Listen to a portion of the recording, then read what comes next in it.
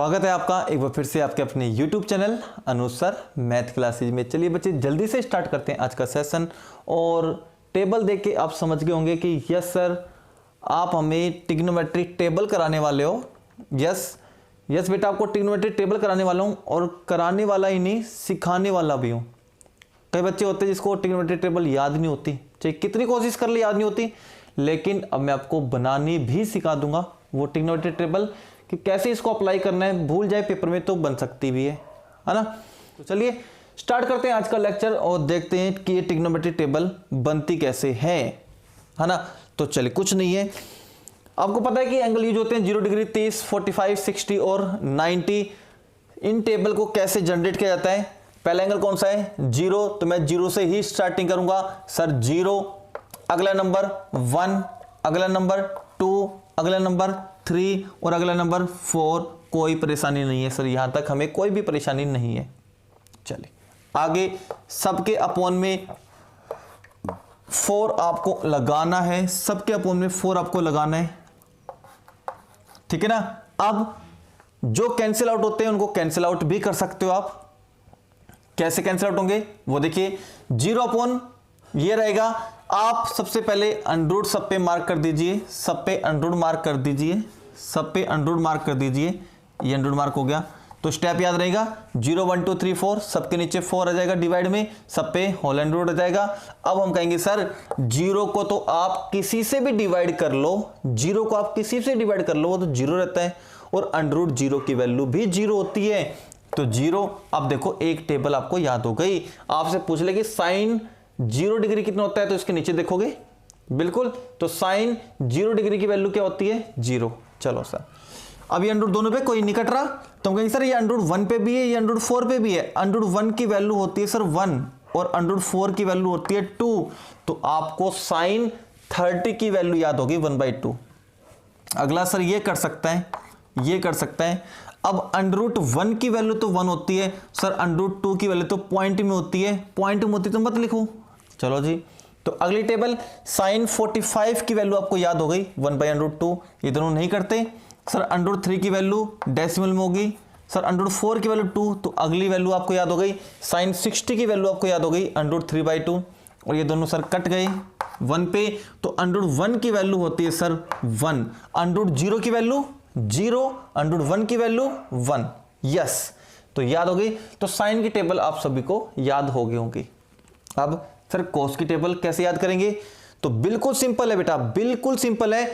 इस टेबल को आप रिवर्स कर दो ऐसे, मतलब जो लास्ट वैल्यू थी वो पहले नंबर पे आ जाएगी, उससे नेक्स्ट वैल्यू ये आ जाएगी, उससे नेक्स्ट वैल्यू सर ये तो फिक्स रहेगी 45 पे फिक्स रहेगी, फिर ये वैल्यू यहां पे आ जाएगी और ये वैल्यू यहां पे आ जाएगी। सर ये तो याद ही होगी हमारे, तो ये तो हमारी याद ही होगी टेबल।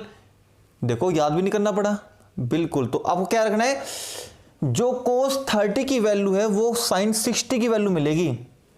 आप एंगल का सम भी कर सकते हो, एंगल का सम भी कर सकते हो। मैं कहूंगा सर साइन 60 की वैल्यू कोस में कहां मिलेगी, तो 60 में 30 प्लस कर लेना, एंगल का सम ये आना चाहिए, एंगल का सम ये आना चाहिए, बिल्कुल याद हो जाएंगी फिर आपको। तो 60 में कितना जोड़ेंगे? 30, सर ये वैल्यू मिलेगी। साइन 30 की वैल्यू बताओ सर, इसमें कितना ऐड करना पड़ेगा? सर 60 ऐड करना पड़ेगा तब ये बनेगा, तो cos 60 की वैल्यू मिलेगी। ये बिल्कुल सही है सर, समझ में आ गया। मैंने कहा सर साइन 0 डिग्री किसके बराबर होगा, तो सर इसमें तो 90 की 90 ऐड करना पड़ेगा, तो cos 90 की वैल्यू, तो साइन 0 की वैल्यू 0 होती है, cos 90 की वैल्यू भी 0 होगी। चेक कर लो, साइन 0 की वैल्यू भी 0 होती है तो cos 90 की वैल्यू भी 0 होगी। याद आ गया सर, सब कुछ अच्छे से समझ में आ गया सर। आगे चलिए अब बात करते हैं सर tan की टेबल कैसे याद करनी है वो बताइए। tan की टेबल कैसे याद करनी है? कुछ भी याद करने का नहीं है, कुछ भी ज्यादा याद नहीं करना, बस आपको ये पता होना चाहिए कि सर tan तो साइन अपॉन कोस होता है, साइन अपॉन कोस tan होता है, यानी साइन की वैल्यू अपॉन में कोस की वैल्यू रख दें तो क्या बन जाएगा? tan बन जाएगा। तो सर 0/1, 0/1 क्या होता है सर? 0 होगा बिल्कुल। इसके अपॉन में ये रखेंगे तो सर 2 नीचे है, यहाँ 2 नीचे कैंसिल हो गया, क्या बचेगा ऊपर तो सर 1 बचेगा और नीचे बचेगा √3। सर इसके अपॉन में ये रखोगे तो √2 नीचे कैंसिल हो गया सर 1 बचेगा, 1/1 बचेगा, 1 बचेगा। इसके अपॉन में ये रखोगे सर तो 2 यहां भी कैंसिल हो जाएंगे, ऊपर तो बचेगा √3 और नीचे बचेगा 1, तो सर √3 लिख दो इसको। लेकिन यहां बचेगा 1 अपॉन में है 0, तो 1/0 नीचे 0 हो तो आंसर आता है बेटा नॉट डिफाइन, और ऊपर 0 हो तो आंसर आता है 0। ये ध्यान रखोगे आप। तो 1 के अपॉन में 0 है तो आंसर क्या आएगा नॉट डिफाइन, ये आपको याद रखना है। चलो जी, जिसको हम इन्फिनिटी भी करते हैं। अब tan का रेसिप्रोकल आपको पता है कोट होता है, tan का रेसिप्रोकल कोट होता है, तो tan की जो टेबल है उसको रिवर्स कर दो, यहां तो आ जाएगा नॉट डिफाइन, यहां आ जाएगा √3, यहां 1 रहेगा, 45 पे सेम रहती है। सर ये तो बिल्कुल ये बन गया और ये बिल्कुल याद हो गया। 4 टेबल हो गई सर हमें याद। 5 टेबल कोसिकेंट की। कोसिकेंट क्या होता है सर? कोसिकेंट तो आपने ये पढ़ाया था 1/sin, साइन की वैल्यू का रेसिप्रोकल होता है कोसिकेंट। साइन की वैल्यू का रेसिप्रोकल कर दे, नीचे वाली वैल्यू ऊपर ले जाए, ऊपर वाली वैल्यू नीचे आ जाएगी तो रेसिप्रोकल हो जाएगा। तो 0 का रेसिप्रोकल, 0 के नीचे कुछ नहीं तो क्या माना जाएगा 1, इसका रेसिप्रोकल करो। अब करो, ऊपर तो सर 1 चला जाएगा और नीचे 0, ऊपर 1 चला जाएगा और नीचे 0 चला जाएगा, तो सर आंसर नॉट डिफाइन आएगा। इसका रेसिप्रोकल करो तो 2 ऊपर चला जाएगा, 1 नीचे आ जाएगा, तो सर 2 रहेगा। इसका रेसिप्रोकल सर √2 ऊपर 1 नीचे, √2 लिख दो आप। इसका सर 2 ऊपर चला जाएगा, √3 नीचे जाएगा, 2/√3 लिख दो सर। और इसका रेसिप्रोकल 1 का रेसिप्रोकल, किसी के नीचे कुछ नहीं तो 1 माना जाता है, 1 का रेसिप्रोकल आएगा 1। अब कोसिकेंट से सीकेंट की बनाई तो इसी टेबल को आप रिवर्स कर दो तो सीकेंट की टेबल बन जाएगी, सीकेंट की टेबल बन जाएगी। तो 1 का 1, फिर क्या आएगा 2/√3, फिर क्या आएगा √2, फिर क्या आएगा 2, और फिर आएगा सर नॉट डिफाइन। तो सर आपने तो ये भी बताया था, एक ऐसे भी निकाल सकते हैं कि सर सीकेंट भी तो कोस का रेसिप्रोकल होता है, यहां से क्यों नहीं बनाया, तो यहां से बना लो। कोस की वैल्यू का रेसिप्रोकल कर दो, 1 का रेसिप्रोकल करेंगे तो 1 ही आएगा। इसका रेसिप्रोकल करके देखो यही आएगा, इसका रेसिप्रोकल करके देखो ये आएगा, इसका रेसिप्रोकल करो ये आएगा, और इसका रेसिप्रोकल करेंगे तो 0 नीचे आएगा। भाई ऊपर 0 है, नीचे 0 जाएगा, और नीचे 0 जाते क्या आंसर आएगा नॉट डिफाइन। तो ये थी बेटा आपकी ट्रिग्नोमेट्री टेबल, जिसपे एक क्वेश्चन 100% आता है, 100% एक क्वेश्चन आएगा। जल्दी से इसका प्यारा सा स्क्रीनशॉट ले लो, बनाना आपको आगे होगा, है ना। तो मिलते हैं एक बेहतरीन क्वेश्चन के साथ, देखते हैं कैसा क्वेश्चन आएगा इसके अंदर। चलिए स्टार्ट करते हैं। इस एक्सरसाइज का सबसे बेहतरीन क्वेश्चन, सबसे इंपॉर्टेंट क्वेश्चन मुझे ये लगता है जो एग्जाम में आ सकता है ना। क्या है, क्या कह रहा है ये क्वेश्चन, देखते हैं इसके बारे में। कह रहा है कि सर sin a - b, ये दोनों एंगल है, आपको पता होना चाहिए ये दोनों एंगल है, कि सर sin a - b की वैल्यू 1/2 है और cos a + b की वैल्यू भी 1/2 है। और कह रहा है कि सर दोनों एंगल का जो सम आएगा ना वो 0 से बड़ा आना चाहिए, 90 या 90 से छोटा आ जाए चाहिए। और जो हम जो वैल्यू फाइंड आउट करेंगे, फाइंड a एंड b जो फाइंड आउट करेंगे एंगल, उसमें एंगल a की वैल्यू ग्रेटर देन होनी चाहिए एंगल b से। तो कह रहा है कि सर बताओ a और b दोनों एंगल क्या है। तो कहेंगे सर वी हैव, हमें जो गिवन है वो sin a - b गिवन है, कितना, पहले 1/2, पहले इस कंडीशन को लेकर चलते हैं, पहले इस कंडीशन को लेकर चलते हैं। अब क्या करना है वो देखना है आपको, क्या करना है, सभी क्वेश्चंस वो दिए जाएंगे जिनकी वैल्यू यहां पे आपको फाइंड आउट मिलेगी, यहां पे मिलेगी बिल्कुल। तो हम कहेंगे सर साइन की टेबल में कौन सा फंक्शन है यहाँ पे, साइन, साइन की टेबल में 1/2 कितने पे आता है, साइन की टेबल में 1/2 कितने पे आता है, वो अपने माइंड में सर्च करना है, सर्च करना है, सर्च करना है, और करते हुए आपको मिलेगा सर 30 पे आता है। ये तो 30 पे आता है बिल्कुल। तो सर ऐसा लिख दें हम कि सर ये वैल्यू इस साइन की टेबल में 30 पे आती है, साइन 30 डिग्री। और कंपेयर करेंगे, लेफ्ट राइट का कंपेयर करेंगे तो हम कहेंगे सर लेफ्ट राइट का कंपेयर करोगे तो a - b आपको 30 के इक्वल नजर आएगा। 30 डिग्री फर्स्ट। अब आपको सेकंड कंडीशन लिखनी है sir, cos a plus b, cos a plus b इसकी भी वैल्यू 1/2 है, तो सर 1/2 भी इसकी वैल्यू 1/2 इसकी वैल्यू है, दोनों वैल्यू सेम है। तो सर आप ये अभी आपने पढ़ाया था कि साइन की टेबल को हम रिवर्स कर दे तो कोस की टेबल आ जाएगी। अगर ये वैल्यू 30 पे है तो 100% ये वैल्यू 60 पे मिलेगी, क्योंकि 60 + 30 = 90 डिग्री होता है। यस, अगर ये वैल्यू सेम आती है, बिल्कुल सेम वैल्यू आती है, तो अगर ये वैल्यू 30 पे है तो ये वैल्यू हमेशा 60 पे मिलेगी। अगर ये वैल्यू 60 पे है तो ये वैल्यू 30 पे मिलेगी। तो हम कहेंगे सर बिल्कुल सही कहा आपने, कोस की टेबल में, कोस फंक्शन की टेबल में ये वैल्यू 60 पे मिलेगी, और आप कोस 60 यहां पे रख दीजिए। कंपेयर करेंगे लेफ्ट राइट का, तो सर a प्लस बी की वैल्यू किसके बराबर आएगी, 60 के बराबर आ गई। ये तो सर वैसे ही दो इक्वेशन आ गई जो x और y में आती थी। तो हाँ बेटा सेम वही है, सेम वही इक्वेशन है जो x और y में आती थी।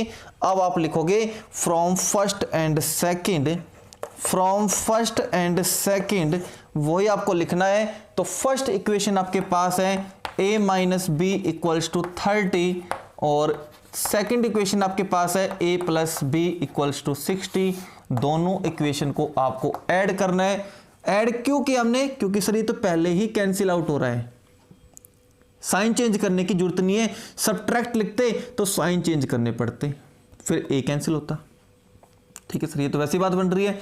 a और a को ऐड करेंगे तो ट्वाइस ऑफ a हो गया, और सर इन दोनों एंगल को हम जोड़ेंगे 30 डिग्री 60 डिग्री तो 90 डिग्री आ जाएंगे।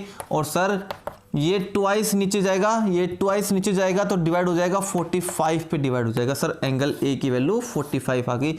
ये एंगल a की वैल्यू आप फर्स्ट में भी रख सकते हैं, सेकंड में भी रख सकते हैं, जिसमें आपको अच्छा लगे। सेकंड में रख लो क्योंकि यहाँ प्लस का साइन है, कोई दिक्कत नहीं होगी, माइनस प्लस की आपको। तो फ्रॉम सेकंड में जाओ, a की जगह पे 45 रख दो, 45 हम यहाँ रख देंगे, तो 45 प्लस b बराबर में 60 डिग्री हो गया। और सर ये 45 जब लेफ्ट राइट में जाएगा तो माइनस का 45 हो जाएगा, और इसकी वैल्यू सर हमें 15 डिग्री मिल जाएगी। और बिल्कुल सही कहा सर आपने, एंगल a की वैल्यू बड़ी है एंगल b से, बिल्कुल सही है, a की वैल्यू बड़ी है सर b से, बिल्कुल ठीक है। और इन दोनों का sum, angle A plus angle B का सम 60 डिग्री आएगा, 0 से तो बड़ा है और 90 से छोटा है, बिल्कुल सही, दोनों कंडीशन सेटिस्फाई है। तो जल्दी से इसको नोट डाउन कर लीजिए, फेयर नोटबुक में क्वेश्चन आ सकता है ऐसा।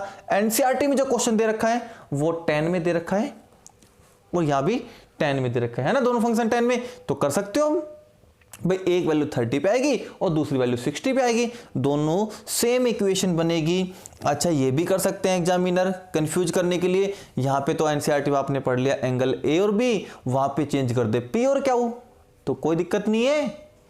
जैसे इक्वेशन a माइनस बी की बनी थी वैसे p माइनस क्यू की बनेगी, यहाँ p प्लस क्यू की बनेगी, वैल्यू p और क्यू की निकल जाएगी, कोई दिक्कत नहीं है, कोई भी दिक्कत नहीं है ना। तो इस टाइप के क्वेश्चन कैसे भी आए, आपको टेबल में देखना है कि ये वैल्यू इस फंक्शन में कितनी डिग्री पे मिलेगी, ये वैल्यू इस फंक्शन में कितने डिग्री पे मिलेगी, बस वो देख लो, वो आप कर सकते हो किसी टाइप का क्वेश्चन। इस टाइप का क्वेश्चन कोई भी आ जाए अब आप छोड़ने वाले नहीं हो। मिलते हैं सेकंड टाइप से, किस टाइप का क्वेश्चन इसके अंदर आ सकता है, चलिए फिर देखते हैं। चलिए देखते हैं ये क्वेश्चन कैसे होगा। इसमें सिर्फ लिखा है इवेल्युएट करना है, सिंप्लीफाई करना है।